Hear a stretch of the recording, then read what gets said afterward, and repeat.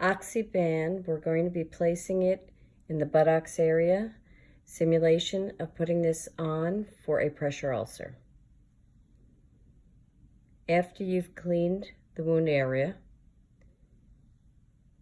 you will take the OxyBand,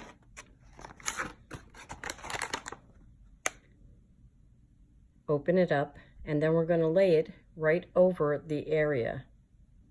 You open the OxyBand, you'll notice that there are several components. You have a foam, you have the hydrocolloid, and you actually have the oxygen reservoir. For this, we're not going to use the hydrocolloid because this is a simulation. We could either use the foam if you have a lot of exudate, or we can just put it on directly. So for this, we are going to use the foam with the OxyBand. Over.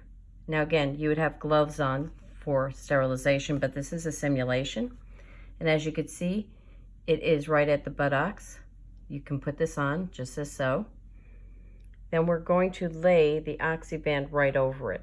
You want to make sure that the edges adhere, and if you have any areas where there may be an indent, you want to make sure that you get that sealed down as perfect seal, and you might even want to put down some Tegaderm or some additional tape.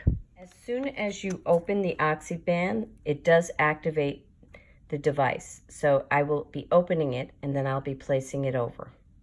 You'll want to depress the bandage around the wound to make sure you have a very tight seal.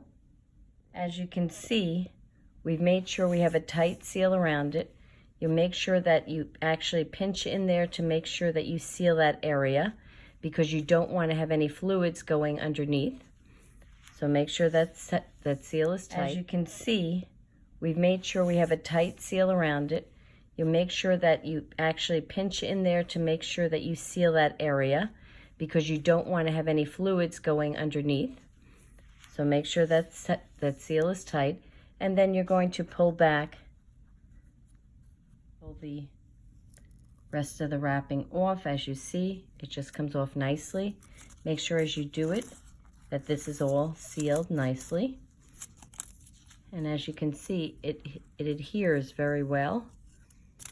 And it has that Tegaderm backing so that it is waterproof. This can be done by anybody in the house or at a wound center, wherever. This is actually being done in a house, and it is a simulation. And as you can see, that's a nice tight seal, and it's very hard in that area, but just kind of press it down. And if you need, you could put additional taping around there or some Tegaderm just to make sure that there's nothing going in underneath that area. And I would put another piece of tape right around there just to make sure. I'm going to actually use a piece of tape to secure it. But that's the end product. That's as easy as it is. You can see that it's a nice seal, and as soon as you put it on, it starts to get puffy. That means it's activated. Well, I thank you very much for your time, and if you have any questions, please feel free to reach out to us. Have a great day.